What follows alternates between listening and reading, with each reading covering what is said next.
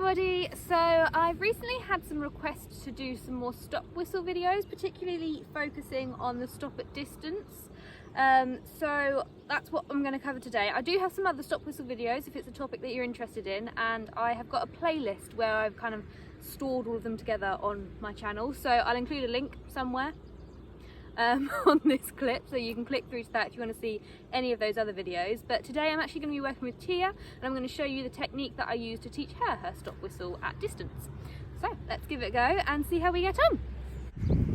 So with this technique, I'm starting out by trying to recreate the stop behaviour. So what I do is I pretend to throw the tennis ball for the dog, and you can see that Tia runs out.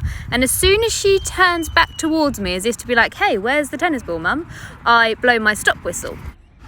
I then immediately mark the behaviour and then lob the tennis ball out for her as a reward for stopping. So what I'm doing there is I'm trying to pair the behaviour of stopping and looking back at me when you're at distance with the stop whistle.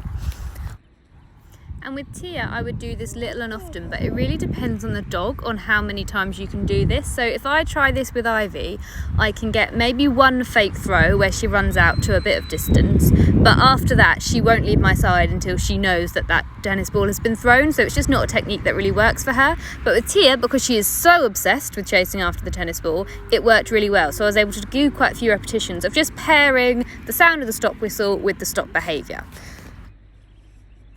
And then once I'd done lots of repetitions of just that stage, I would then progress on to blowing my stop whistle slightly earlier in the sequence. So just before I think she's going to turn and face me, I'd blow the stop whistle. And then hopefully, if I'd done enough pairing in the first stage, she would stop and look at me, and then I'd be able to throw the tennis ball out as a reward. And then once I'd done lots of repetitions of that stage, getting her to stop on the stop whistle, in that context, I'd then move it into a different setting. So here I'm just kind of mooching about with Tia as she runs around like a lunatic.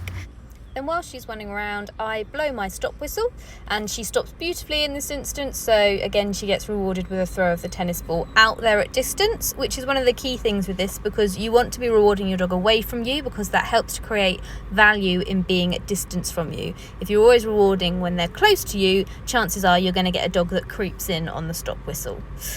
And also remember that with all of our training, we're trying to set our dogs up for success as much as possible. So be very thoughtful about your timing. I wouldn't be blowing my stop whistle if it's the first time that I've done this exercise when my dog is fully engrossed in distraction, because the chances are it's not going to work. I would rather wait until there's a moment where I'm more comfortable that the dog is going to be successful and blow my stop whistle at that point.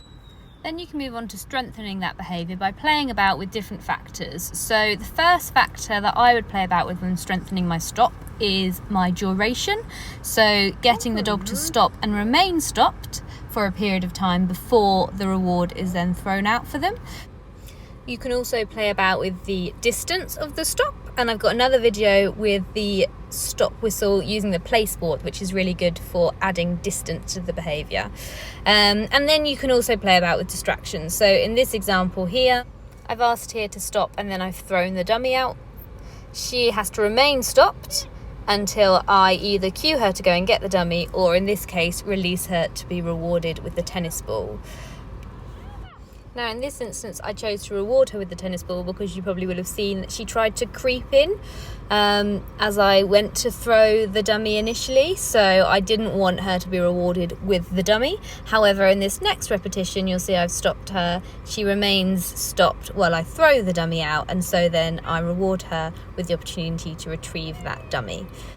So that's just one example of how you can introduce a distraction to the behaviour, but there is loads you can do if you play about with all those difficulty factors of distance, duration, and different sorts of distractions. And you can also play about with it in lots of different environments, which adds another kind of level of complexity to the behaviour. So hopefully that's been interesting as just another option that you can use when trying to teach the stop whistle. As I mentioned at the beginning, it's not going to be suitable for every dog, but it worked brilliantly for Tia, and actually the stop whistle is one of her strongest cues, so it can definitely work for the right sort of dog. And as always, if you have any tips, any advice or any questions, please feel free to pop them in the comments below. Thanks for watching.